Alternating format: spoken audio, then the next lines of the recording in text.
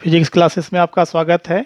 आज हम first year की क्लास के चैप्टर 2 डायमेंशन एनालिसिस विमीय विश्लेषण के बारे में पढ़ेंगे। तो आइए देखते हैं विमीय विश्लेषण। इसमें बीमा क्या होती है? जब मूल मात्रक मास, लेंथ, टाइम और टेम्परेचर को MLT या ये थीटा केल्विन के फॉर्म में, अर्थात हम जब जो है M, L, T और थीटा के फॉर्म में इसके पावर के रूप में लिखते हैं, इसके पावर के रूप में लिखते हैं, तब इसे हम कहते हैं यह इसकी बीमा है। जैसे बल, तो बल बराबर होता है द्रव्यमान गुणे त्वरण। द्रव्यमान गुणे त्वरण। द्रव्यमान को किससे दिखाते हैं? मास। मास के लिए m का प्रयोग करेंगे आप। इसके बाद त्वरण। त्वरण मीटर प्रति सेकेंड स्क्वायर। तो मीटर प्रति सेकेंड स्क्वायर, तो आप इसको लिखेंगे मीटर प्रति सेकेंड स्क्वायर, और इसको भी आप ये बना लीजिए। अब किलोग्राम को आप लिखेंगे m। मीटर लेंथ हो गया, लेंथ को लिखेंगे l।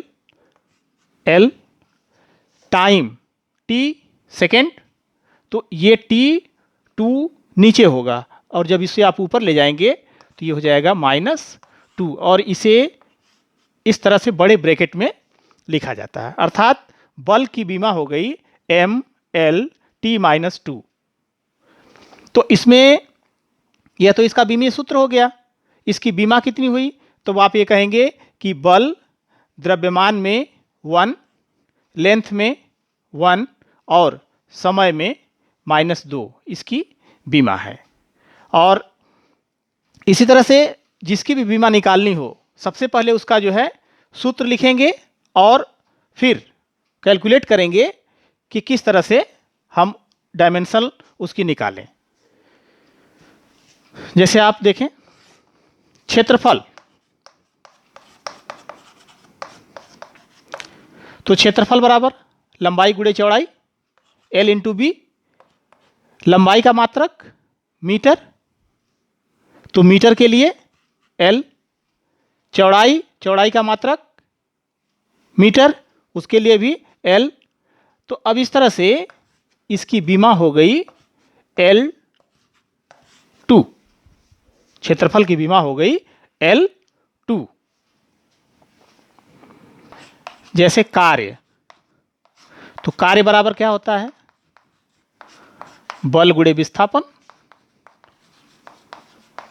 कार्य बराबर बल गुणे विस्थापन। बल ये हो गया द्रव्यमान और गुणे त्वरण।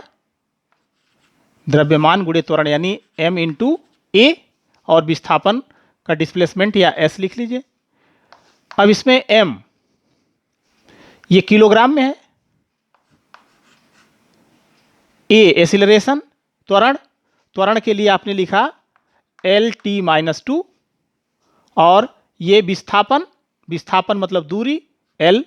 तो इस तरह से ये मिल गया आपको m, L का 2 और T-2।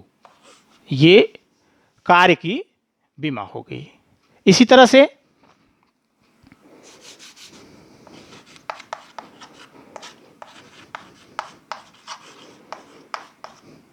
बल आघूर्ण, तो ये होता है tau equals to R cross F, यानी F इंटू डी।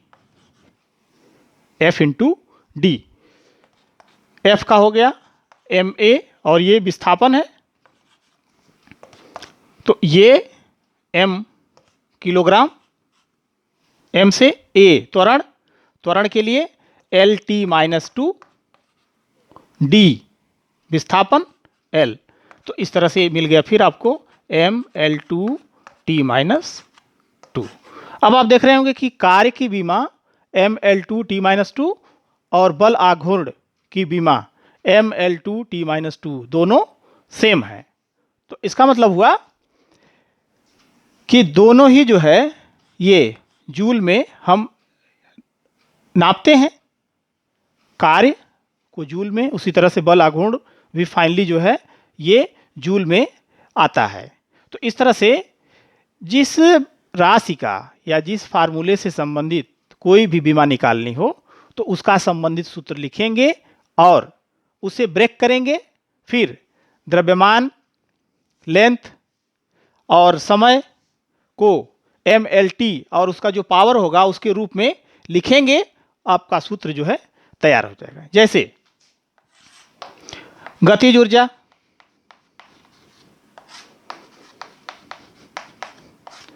तो आपने फार्मूला पढ़ा है K = 1/2 mv²।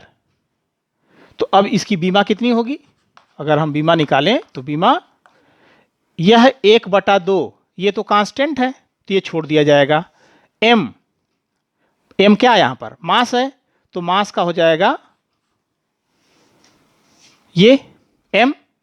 v वेग है और वेग के लिए होगा v = डिस्टेंस अपॉन टाइम, ये होता है। तो ये हो गया L/T अर्थात LT-1, ये वेग का हो गया LT-1। तो ये v के जगह पर आप लिखेंगे LT-1 और इसका स्क्वायर। तो अब ये बन जाएगा m और इसका स्क्वायर, तो L2 और T पर -2। यह गतिज ऊर्जा का विमीय सूत्र हो गया। और इस तरह से आप जो भी राशि का या फार्मूले से संबंधित टर्म का बीमा निकालना चाहें उसका संबंधित सूत्र लिखें और उसे उसके द्रव्यमान, लेंथ और साथ में जो है टाइम के टर्म में उसको ब्रेक कर दें और फिर सबकी जो है बीमा आप आसानी से निकाल सकते हैं। बीमा के आधार पर भौतिक राशियों का वर्गीकरण। बीमा के आधार पर सभी भौतिक राशियों को 4 भागों में बांटा जाता है। पहला, बीमीय चर डायमेंशनल वेरिएबल, वह भौतिक राशियां जिनकी बीमा होती है और उनके मान, आंकिक मान परिवर्तित होते हैं, बदलते रहते हैं, उसे बीमीय चर कहते हैं, वेरिएबल। जैसे बल, सपोज कर लीजिए कि डस्टर रखा हुआ टेबल पर, कोई बच्चा उसको जो है 5 न्यूटन बल लगा करके उठाया, कोई दूसरा आया उसको 10 न्यूटन बल लगा करके उठाया। तो इस तरह से बल की बीमा होगी और बल का मैग्नीट्यूड अलग अलग होगा। तो इस तरह से जो भौतिक राशियां होंगी जिनमें बीमा भी होगी और उनका आंकिक मान बदलता रहेगा, उसे हम कहते हैं बीमीय चर। तो जैसे बल, द्रव्यमान, आयतन, क्षेत्रफल, बल आघूर्ण, गुप्त ऊष्मा, इस तरह से ये सब वेरिएबल जो है ये डायमेंशनल वेरिएबल में आएंगे, बीमीय चर। दूसरा, बीमीय अचर। बीमीय अचर से मतलब तात्पर्य है कि इसमें बीमा भी होगी लेकिन इसकी न्यूमेरिकल वैल्यू कांस्टेंट होगी, इसकी न्यूमेरिकल वैल्यू कांस्टेंट होगी। जैसे गुरुत्वाकर्षण नियतांक की वैल्यू आपने पढ़ा है 6.67 × 10⁻11 न्यूटन मीटर स्क्वायर पर किलोग्राम स्क्वायर। तो यह वैल्यू यानी गुरुत्वाकर्षण नियतांक की बीमा होगी लेकिन इसका आंकिक मान नियत है, इसलिए यह आएगा बीमीय अचर में। इसी तरह से जैसे प्लांक नियतांक है, प्लांक नियतांक, इसकी वैल्यू होती है 6.6 × 10⁻⁻34 जूल × सेकेंड। तो इस तरह से आप देखेंगे कि जूल × सेकेंड आया तो यह मात्रक आया अर्थात इसकी बीमा होगी, लेकिन यह नियत है, नियत है मतलब कि इसकी वैल्यू जो है वो कांस्टेंट है, तो ये आएगा बीमीय अचर में। इसी तरह से तीसरी राशि है बीमाहीन चर। बीमाहीन मतलब कि उसमें बीमा नहीं होगी लेकिन उसकी जो वैल्यू है वह बदलती रहेगी। जैसे कोण, कोण के लिए अगर आप निकालते हैं तो कहते हैं कि थीटा रेडियन = आर्क अपान रेडियस। आर्क लंबाई है, L हो जाएगा, रेडियस लंबाई है L और इस तरह से हो जाएगा L0, अर्थात इसकी बीमा नहीं है। लेकिन कोण में 15 डिग्री, 20 डिग्री, 30 डिग्री, 50 डिग्री, तो इसकी वैल्यू जो है वह बदलती रहेगी, लेकिन इसमें बीमा नहीं है, इसलिए इसे हम कहेंगे बीमाहीन चर। इसी तरह से अपवर्तनांक है। अपवर्तनांक में आप अपवर्तनांक की बीमा निकालते हैं तो अपवर्तनांक की बीमा में कहते हैं कि n is equal to c/v, अर्थात प्रकाश के वेग को उस माध्यम के वेग से डिवाइड करते हैं। तो जो आता है तो इसकी यूनिट मीटर प्रति सेकेंड, इसकी भी यूनिट मीटर प्रति सेकेंड, दोनों कट जाएगा, तो यह वैल्यू जो है नियत होगी। लेकिन अपवर्तनांक अलग अलग होंगे, जैसे जल का अपवर्तनांक 1.33 है, कांच का अपवर्तनांक 1.5 है, डायमंड का 2.42 है। तो इस तरह से अपवर्तनांक अलग अलग हैं। तो ये वैल्यू किस में आएगी? बीमाहीन चर में, अर्थात इसमें बीमा नहीं है लेकिन इसकी वैल्यू चेंज होगी, वेरिएबल होगी। विकृति, विकृति से तात्पर्य है कि लंबाई में वृद्धि बटा प्रारंभिक लंबाई, लंबाई में वृद्धि बटा प्रारंभिक लंबाई। तो इसका भी मीटर होगा और इसका भी मीटर होगा, मीटर मीटर कैंसिल हो गया। तो इस तरह से विकृत की भी बीमा नहीं होगी, लेकिन इसकी वैल्यू अलग अलग होगी। जैसे सपोज कर लीजिए कि एक रबड़ का तार है, उसको खींचेंगे तो उसकी लंबाई में ज़्यादा वृद्धि होगी। अगर एक स्टील का तार है, स्टील के तार में जो है खींचेंगे तो उसमें कम वृद्धि होगी। तो विकृत की वैल्यू दोनों में ही आएगी लेकिन अलग अलग होगी, अर्थात यहाँ पर यह सभी राशियाँ, इस तरह की राशियाँ जिनमें बीमा नहीं होगी और उनकी वैल्यू जो है अलग अलग आएगी, उसे हम कहेंगे बीमाहीन चर। इसी तरह से बीमाहीन अचर, तो बीमाहीन अचर से तात्पर्य है कि उसमें बीमा भी नहीं होनी चाहिए और उसकी वैल्यू नियत होनी चाहिए। तो जैसे पाई, पाई की वैल्यू होती है 22/7 या 3.14, तो इसमें जो है मात्रक नहीं है, अर्थात इसमें बीमा नहीं है और पाई की वैल्यू जो है वो नियत है, तो यह आ जाएगा बीमाहीन अचर। इसी तरह से ई एक्सपोनेंशियल वैल्यू है, चरघातांकी, चरघातांकी। इसी तरह प्राकृतिक संख्या जैसे 1 2 3 4 5 है, यह नंबर फिक्स है, इसकी न्यूमेरिकल वैल्यू चेंज नहीं हो रही है, लेकिन इसके साथ साथ इसमें यूनिट भी नहीं है, तो ये आएगा बीमाहीन अचर। बीमा में समांगता का सिद्धांत, principal of homogeneity in dimension, क्या होता है? इस सिद्धांत के अनुसार समान भौतिक राशियों को एक साथ जोड़ा जाता है या फिर घटाया जाता है। तो बीमा में ये देखा गया है कि उन्हीं भौतिक राशियों को एक दूसरे के साथ जोड़ा या घटाया जा सकता है जिसकी बीमाएं एक दूसरे के समान होती हैं। जैसे इक्वेशन है ये van der Waals gas equation, P + A/v², V - B = RT। इसमें P के साथ A/v² को जोड़ा गया है और V से B को घटाया गया है। तो समांगता का सिद्धांत यहां पर यह कहता है कि P की जो बीमा होगी, P की जो बीमा होगी वही जो है A/v² की बीमा होगी। P की जो बीमा होगी वही A/v² की बीमा होगी, क्योंकि इस P को और A/v² को हम एक साथ तभी जोड़ सकते हैं जब इन दोनों की बीमाएं समान हो। अब इसको बराबर करके हम A की बीमा को निकाल सकते हैं। तो P यहां पर दाब है, दाब बराबर होता है बल बटा क्षेत्रफल, दाब बराबर आप इसको निकाल सकते हैं बल बटा क्षेत्रफल। तो बल का हो गया द्रव्यमान गुणे त्वरण, तो mL/T-2 और A एरिया है तो ये L2। तो इस तरह से इसका मिल जाएगा, एक L कट जाएगा तो यहां पर आ जाएगा mL-1 और T-2, ये मिल जाएगा P की बीमा। और A इधर छोड़ दीजिए तो v² इधर चला आएगा, तो आप इसमें जो है v स्क्वायर की बीमा मल्टीप्लाई कर देंगे। v आयतन है, तो आयतन लंबाई गुणे चौड़ाई गुणे ऊंचाई, तो मीटर क्यूब होगा, और इसका स्क्वायर, ये हो गया a की बीमा। तो इस तरह से आपको ये टोटल मिल गया कि a की बीमा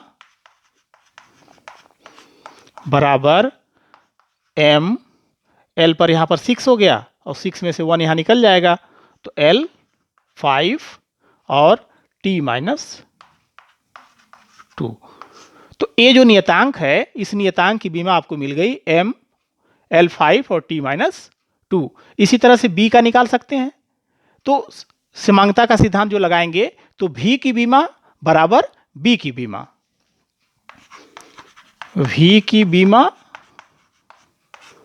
बराबर b की बीमा। v क्या है? आयतन है, तो आयतन मीटर क्यूब, तो इसका हो गया L3, ये b की बीमा हो गई। तो इसे हम कहते हैं principle of homogeneity in dimension. ठीक इसी तरह से एक दूसरा एग्जाम्पल देखिए, P equals to B minus X square upon A T. यहाँ पर P जो है दाब है, x दूरी है, t समय है, a और b नियतांक है। अब हमें निकालना है कि a और b की बीमा क्या होगी। तो देखिए सिंपली हम यहाँ पे देखें कि b माइनस एक्स स्क्वायर है, तो b में से एक्स स्क्वायर को घटाया गया है, तो ये तभी संभव है जब b की बीमा एक्स स्क्वायर की बीमा के बराबर होगी। तो प्रिंसिपल ऑफ होमोजेनिटी से ये हो गया b की बीमा बराबर एक्स स्क्वायर की बीमा। तो x क्या है? दूरी है, l, तो इसका स्क्वायर हो गया, निकल गया। अब a क्या निकालना है? तो अब देखिए यहां पर PAT, इसको आप लिख सकते हैं PAT equals to b minus X square. तो PAT की बीमा, PAT की बीमा बराबर b की बीमा बराबर एक्स स्क्वायर की बीमा।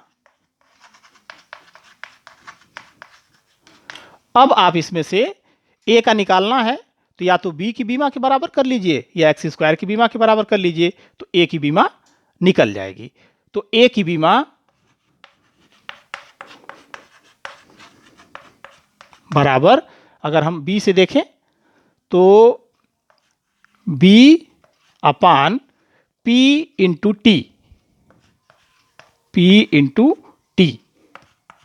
b की बीमा आप निकाल चुके हैं, l स्क्वायर है, L2। दाब का आपने अभी निकाला था ml minus 1 t minus 2, ml minus 1 t minus 2, और इंटू t टाइम है। अब यहां पे वैल्यू कट करके आ गई, m ऊपर जाएगा -1, l का 2 है, यहां माइनस ऊपर जाएगा प्लस हो जाएगा, तो L3, t minus 2 into T, तो t माइनस 1 हुआ, t माइनस 1 ऊपर जाएगा तो प्लस हो जाएगा, अर्थात t, ये इसकी बीमा हो गई। तो इस तरह से आपने a की बीमा निकाल लिया और b की बीमा निकाल लिया। तो अब यहां पर हम प्रिंसिपल ऑफ होमोजेनिटी का यूज करके इस तरह से जो भी इक्वेशंस होंगे, उन इक्वेशंस की बीमा को आसानी से निकाल सकते हैं।